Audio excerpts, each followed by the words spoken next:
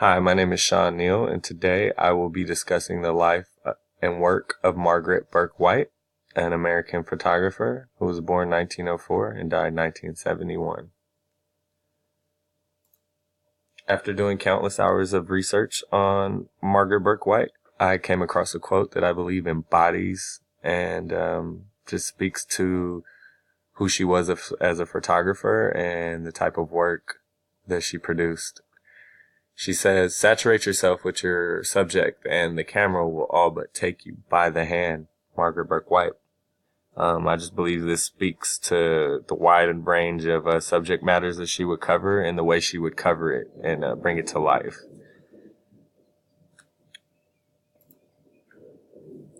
Margaret Bourke-White was born in 1904 in Bronx City, New York. She was born to Joseph and Minnie Bourke-White.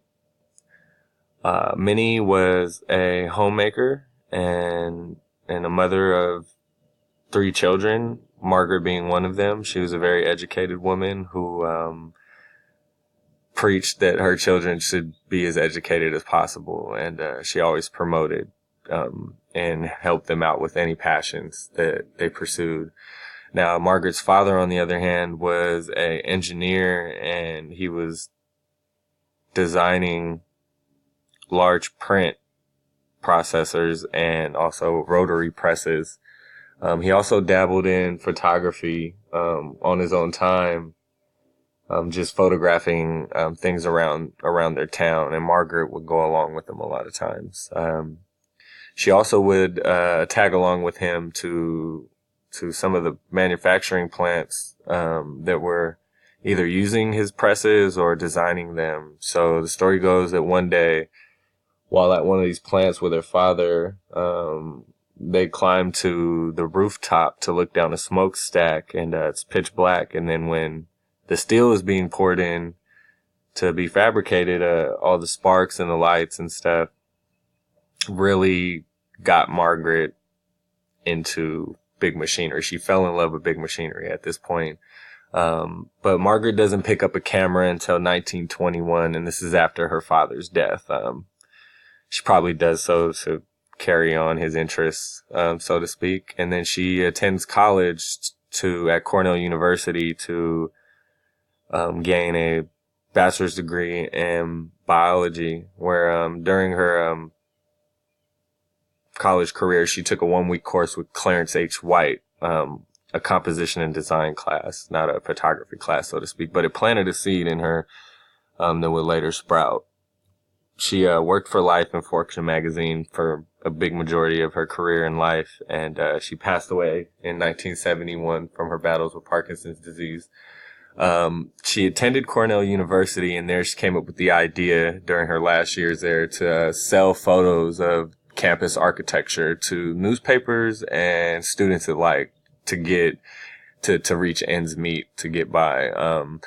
She worked for Fortune magazine to photograph emerging industries in Germany. She was the first woman to be allowed in the Soviet Union between 1930 and 1933 to take pictures of life and industry in that country.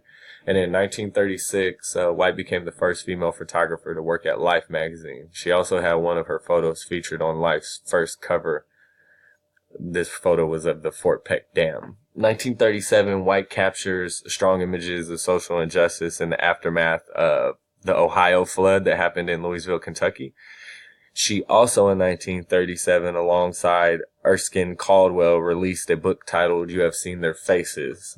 In 1946, White and Caldwell released another collaboration called "Dear Fatherland, Rest Quietly, a report on the collapse of Hitler's 1,000 years."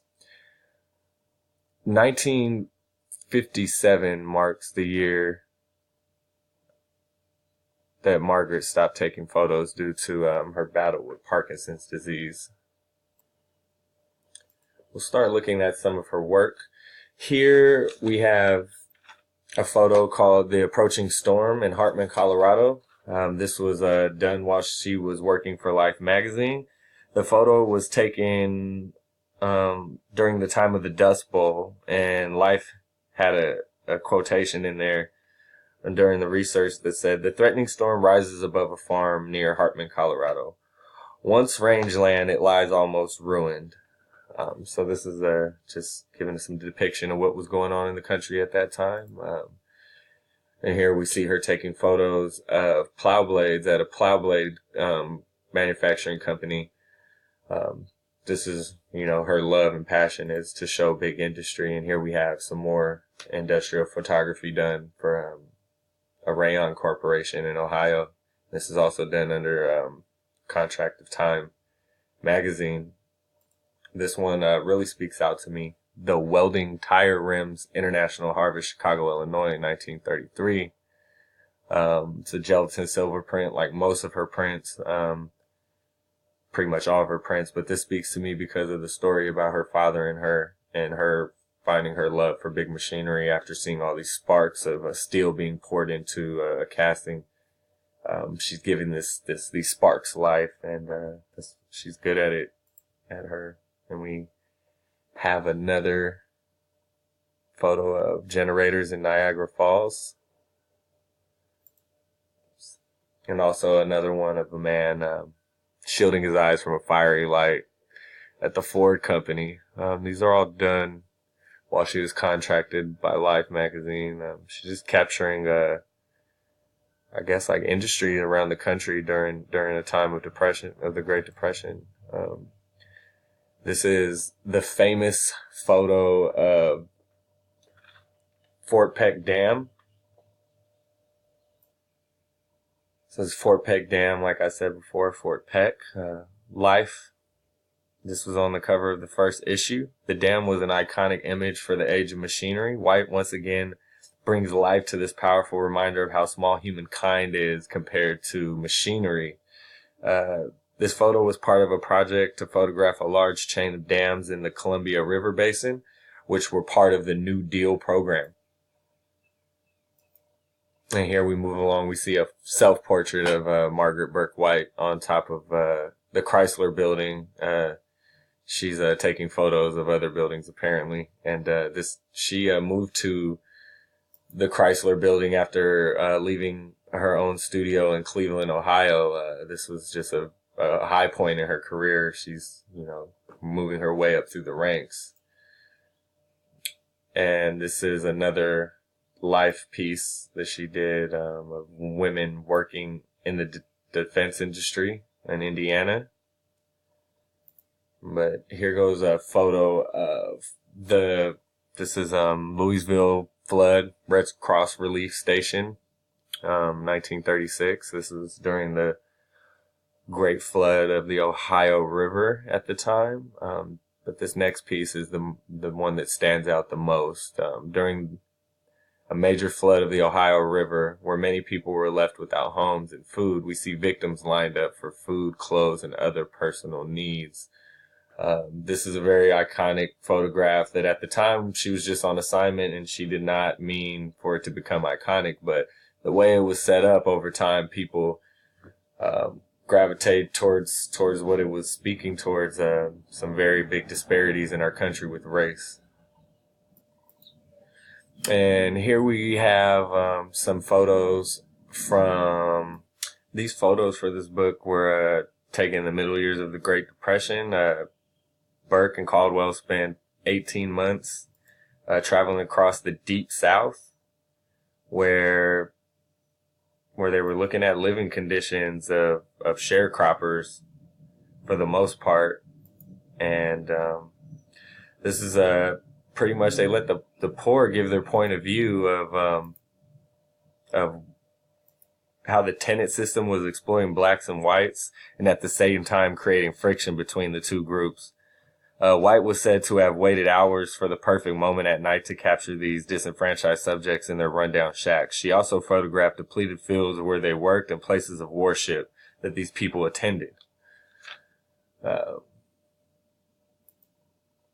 Now, this is just a random picture that was taken on assignment for Time magazine while looking at boating culture in Rhode Island.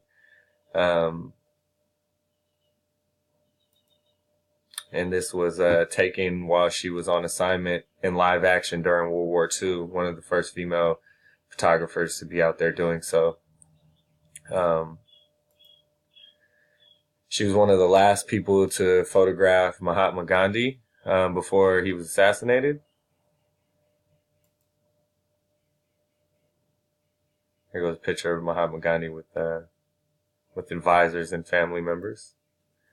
Now, the significance of Margaret Bourke-White to photography is she's the first Western photographer to cover the Industrial Revolution in the Soviet Union. She's the first woman photographer to work for Life magazine. She played a key role in shaping photojournalism in our era. She's the first female photographer to cover live combat during World War II. She was the only photographer in Moscow during the time of the German raids of the Kremlin. She paved the way and opened doors for future women photographers and photojournalists alike. I believe without Margaret's life work, we would be missing out on a lot in the world and in life. And, you know, there's not another photographer like her. And